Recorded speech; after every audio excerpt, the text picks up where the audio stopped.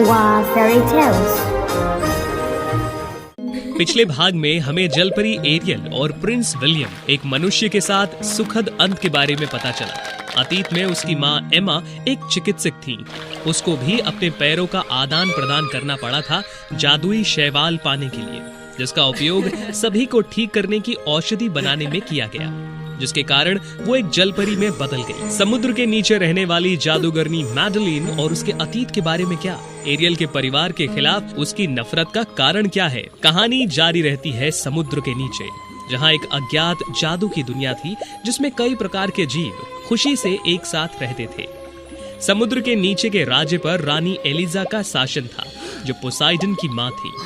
उसकी एक गोद ली हुई बेटी थी जिसका नाम था मैडलिन, जो एक सुंदर ऑक्टोपस लड़की थी। रानी उसे इतना प्यार करती थी कि उसने उसे महल में रहने दिया। मैडलिन आप इतनी कोमल और निर्मल दिल की लड़की है। यदि केवल मेरे बेटे पोर्सिडन ने आपसे शादी कर ली तो वह निश्चित रूप से खुश होगा। मुझे प्रोत्साहित करने के लिए धन्यवाद, यह मेरे लिए सम्मान की बात है। लेकिन मैडलिन ने सिर्फ दयालु होने का नाटक किया। दरअसल वह समुद्र की एक दुष्ट जादूगर भी थी। एक बार पोसाइडन को देखने के बाद मैडलिन को तुरंत सुंदर और मजबूत राजकुमार से प्यार हो गया। राजकुमार पोर्सिडन, आप जल्द ही मेरे हो जाएंगे, फिर मैं समुद्र की अगली रानी बन जाऊंगी। इसीलिए मैडलिन ने खुद को खूबसूरत किया ताकि महल में जाने का मौका मिल सके। फिर उसने रानी एलिजा का दिल जीतने और राजकुमार पोसाइडन को अपनी ओर आकर्षित करने की कोशिश करी, लेकिन राजकुमार ने कभी भी उसकी तरफ ध्यान नहीं दिया। अब से मैडलिन मेरी गोद ली हुई बच्ची बन जाएगी और इस महल में रहेगी। आओ एक दूसरे को जाने।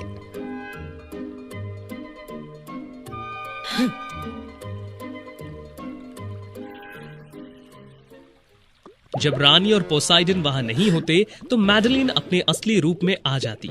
उसने समुद्री जीवों को अपनी मांग को पूरा करने के लिए मजबूर किया और आसपास के वातावरण को भी नष्ट कर दिया। लेकिन किसी ने भी उसका खुलासा करने की हिम्मत नहीं की, क्योंकि वो सभी उससे डरते थे। पूरे दिन बदलने के बाद मैडलिन को आराम करने की जरूरत थी, क्योंकि सूर्यास्त तक उसका जादू का असर खत्म हो जाता था। हर रात वो एक बंद कमरे में छिपी रहती ताकि कोई उसका असली रूप ना देख सके। उस दिन पोसाइडन एक अजीब जलपरी के साथ समुद्र में लौट आया, जिसे वो प्यार करता था।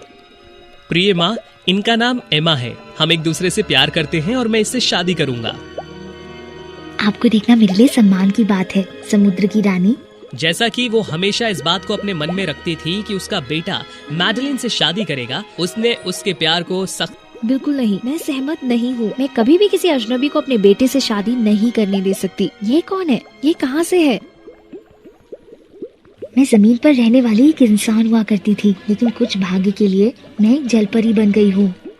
हम समुद्र में मिले थे और तुरंत मुझे पता चल गया कि मैं इससे प्यार करता हूँ। पोसिडोन, आपको फिर से सोचना चाहिए। एमा एक मानव है और सभी मानव बुरे होते हैं। आप जानते हैं, एक दिन वे आपको नुकसान पहुँचा सकती है। वह इस जगह से संबंधित नहीं है। रानी, मुझे लगता है कि आपने मानवता को गलत समझा है। मैं इतनी बुरी इंसान नहीं हूँ। हालांकि वे एक जलपरी बन गई है, एमा केवल एक मानव की तरह लगभग 100 वर्ष तक जीवित रह सकती है, हमारे जैसे लंबे समय तक नहीं। उस वक्त आप निश्चित रूप से बहुत दुखी महसूस करेंगे। पोसिडोन, मेरी बात सुनो, उसे छोड़ दो और मैडलिन से शादी कर लो। माँ, लंबे समय तक खुशी के बिना रहने से बेहतर है थोड़े समय के लिए एक साथ रहना। और फिर मैं मैडलिन को सिर्फ बहन मानता हूँ। इतना चिंतित होने के बावजूद रानी ने तब भी एमा को वहाँ रहने दिया, क्योंकि राजकुमार अपने निर्णय को लेकर बहुत दृढ़ थे। जब से एमा आई, उसकी सुंदरता और अद्भुत आवाज ने धीरे धीरे समुद्र में रहने वाले सभी जीवों का दिल जीत लिया था। एक प्रभावशाली चिकित्सक होने की वजह से वह उनकी बीमारियों में भी मदद करती थी। वो हमेशा अपने साथ प्राथमिक चिकित्सा उपकरण और कई तरह की समुद्री जड़ी बूटियां रखती थी। उसकी दया के लिए सभी उससे बहुत प्यार करते थे, यहाँ तक कि रानी एलिजा भी उसके प्रति अपने विचार को बदल रही थी। राजकुमार पोसाइडन भी उसकी देखभाल करते और हर रोज उसके साथ समय बिताते। मैडलिन ने जिस तरह से उम्मीद की थी, सब कुछ वैसा नहीं हुआ और इस वजह से उसे बहुत गुस्सा आया। एमा, तुमने मेरी सारी योजना को बर्बाद कर दिया। मुझे तुमसे नफरत है। मैं तुम्हें हमेशा के लिए गायब कर दूंगी। पोसीडॉन, तुम्हें मेरा होना होगा। मैडलिन ने अभी भी एमा के साथ अच्छा होने का नाटक किया क्योंकि वो उसके पास एक साजिश के साथ। एमा, मैं वास्तव में समुद्र के ऊपर की खूबसूरत दुनिया देखना चाहती हूँ। क्या तुम मुझे उस स्थान पर ले जाओगी जहाँ तुम रहती थी? जरूर, मुझे खुशी होगी। एमा ने मैडलिन की साजिश और उसके नौकर ब्रेडो शार्क के बारे में जानकारी के बिना खुशी से उसकी बात को स्वीकार कर लिया। याद रखना, जब समय सही हो तो तुम्हें एमा पर हमला करना होगा, ठीक है? लेकिन एमा राजकुमार पोसाइडन की प्रेमिका है। मैं डरता हूँ। तुम कायर हो। तुम किस बात से भयभीत हो? यदि तुम मेरे आदेश नहीं सुनोगे तो तुम्हें इसके लिए सजा मिलेगी। चिंता मत करो, एमा हमेशा के लिए चली जाएगी, जो सिर्फ एक दुर्घटना होगी। समझ आया?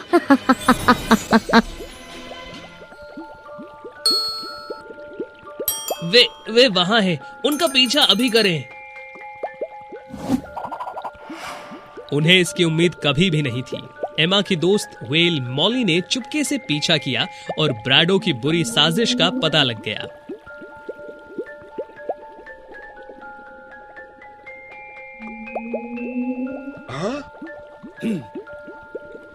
ओ मेरे दोस्त, लंबे समय से नहीं दिखे थे। क्या हाल है? मॉली, तुम कब से मेरी दोस्त बन गई? मेरे रास्ते से हट जाओ। मौसम आज सुंदर है तो हम दुश्मनी को भूलकर एक साथ टहलने के लिए क्यों नहीं चलते? दूर रहो, नहीं तो मैं तुम्हें खा जाऊंगा। क्या मजाक कर रहे हो तुम मेरे साथ? मुझे खाओगे? कोशिश करके तो देखो। अरे यार, इतनी जल्दी क्यों जाना चाहते हो? मेरे साथ थोड़ा और खेलो।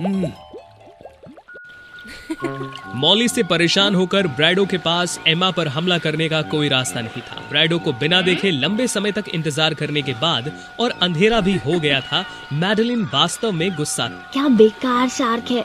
मैं अब अपने असली रूप में लौटने वाली हूँ। एमा, सूर्य अस्त हो गया है, इसीलिए हमें अब समुद्र में वापस जाना चाहिए।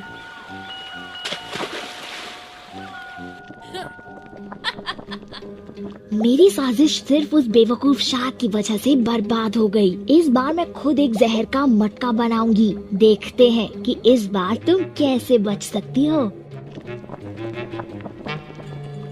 अगले दिन मैडलिन ने एक कप चाय में जहर मिलाया और उसे एमा के लिए लेकर आई। एमा, मैंने सिर्फ एक विशेष चाय बनाई है जो तुम्हारी सारी थकान को दूर कर सकती है। जरूर, मुझे खुशी होगी। तुम्हारा शुक्रिया है। जब एमा चाय पीने वाली थी तब राजकुमार पोसाइडन ने उसे आवाज लगाई। एमा, मैं आ रहा हूँ। एमा खुशी से पोसाइडन को देखने के लिए आई। उसने उसे एक कप चाय के लिए आमंत्रित किया जो उसकी चाय से बिल्कुल भी अलग नहीं दिख रही थी। बातों में व्यस्त होने के कारण पोसाइडन को भी एहसास नहीं हुआ कि उसने एमा की चाय ले ली है। जैसे ही उसने चाय पीना खत्म किया, समुद्र का राजकुमार, हालांकि जो बहुत मजबूत था, नीचे गिर पड़ा। पोसीडॉन, आपके साथ क्या हुआ है? कृपया उठिए। हे भगवान, लगता है इन्हें जहर दिया गया है। जब मैंने चाय में कुछ नहीं डाला तो ये कैसे हो सकता है? यहाँ क्या हुआ है? हे भगवान, पोसीडॉन, आपके साथ क्या हुआ है? माँ, ये बेवकूफ एमा है जिसने पोसीडॉन को जहर दिया है। इस दुष्ट लड़की ने उसे नुकसान पहुँचाया है। नहीं, मैंने नहीं किया। मैंने इसको पहले ही देख लिया था। उसका दुष्ट स्वभाव प्रकट हो गया है। सिपाही, जाओ और अभी एमा को जेल में डाल दो। रानी, कृपया मुझे एक मौका दें। अभी केवल मैं पोसीडॉन को बचा सकती हूँ। यदि आपने मुझे ऐसा करने नहीं दिया तो वह विष वाले जहर के कारण मर सकते हैं। माँ, कृपया उसकी बात मत सुनो। वह राजकुमार को नुकसान पहुँचाएगी। उसका चेहरा पीला और उसे बेहोश पड़ा देखकर एलिजा चिंतित और झिझकने लगी। ठीक है, मैं तुम्हें आखिरी मौका दूंगी एमा। सौभाग्य से एमा के पास अभी भी कुछ जादुई शैवाल थी जिसके लिए उसे अपने पैरों का आदान प्रदान करना पड़ा था। उसने जल्दी से पोसाइडन के लिए सबसे अच्छी जहर को खत्म करने वाली दवा बनाई। ये एक जादू की तरह था कि उसकी दवा लेने के तुरंत बाद राजकुमार ठीक हो गए और धीरे धीरे अपनी आंखें खोली। अरे वाह, तुम जाग गए हो। उसका उपाय अद्भुत है। एमा, मैंने जो चाय पी वो जहरीली है। मैंने आपको जो चाय का कप दिया वह जहरीला कैसे हो सकता है? मुझे पता चल गया, जहर उसी कप में था जो मैडलिन मेरे लिए लाई थी। तुम मुझे बदनाम करना चाहती हो? जाहिर है कि यह तुम्हारी चाय का कप है, यह तुम्हारे कमरे में है। नहीं, मेरी नहीं, यह तुम्हारा है। आखिरकार ये चाय का कप किसका है? कौन झूठ बोल रहा है? मुझे एमा पर भरोसा है, वो इस तरह की व्यक्ति नहीं है। मैडलिन और एमा ने इतने क्रोध में एक दूसरे से बहस की कि एलिजा को पता नहीं था कि कौन सच बोल रहा है। जल्द ही अंधेरा हो गया। सूर्यास्त कब हो गया? अरे नहीं, मुझे अभी भागना होगा। लेकिन उसके लिए समय नहीं बचा था। मैडलिन समुद्र की एक जादूगरनी में बदल गई। मैडलिन, क्या हुआ आपको? ये समुद्र की जादूगरनी मैडलिन है। ये हुआ कि उसने खुद को एक अच्छी लड़की में बदल लिया और अब तक मेरे राज्य में घुस के रह रही है। हालांकि मैं उस पर इतना भरोसा करती थी। अगर ये सब नहीं होता, अब तक क्या आपको पता चल पाया था कि मैं जादूगरनी मैडलिन हूँ? एमा, यह सब तुम्हारी वजह से हुआ है, जिसने मेरी पूरी योजना को बर्बाद कर दिया। मैं तुम्हें खत्म कर दूंगी। पोसाइडन और एलिजा इससे एकदम से आश्चर्यचकित रह गई। नहीं, एमा ध्यान दो। खतरे के समय में एमा ने मैडलिन की ध्वनि तरंगों को रोकने के लिए अपनी जादुई आवाज के साथ गाना शुरू किया। उसकी खूबसूरत आवाज हर जगह राज्य से गूंज उठी। कितना बेहुदा! क्या मैं एमा द्वारा हार गई हूँ? लेकिन यह आवाज बहुत अद्भुत है। सिपाहियों, जल्दी से जादूगरनी मैडलिन को जेल में डाल दो। एमा, मैं आप पे शक करने के लिए माफी मांगती हूँ। मैं सहमत हूँ कि आप समुद्र में अगली रानी बनने की लायक हैं। पोसाइडन और एमा की शादी जल्द ही सभी समुद्री जीवों की मौजूदगी में हुई। हालांकि जब लोगों ने ध्यान नहीं दिया तो ब्रैडो शार्क जेल में घुस गया और जादूगरनी मैडलिन को बचाने के लिए चेन को काट दिया। एमा, पोसिडोन, एलिजा, मैं तुम सभी से नफरत करती हूँ। मैं भगवान की कसम खाती हूँ कि मैं एक दिन तुम सबसे बदला लेने के लिए वापस आऊंगी।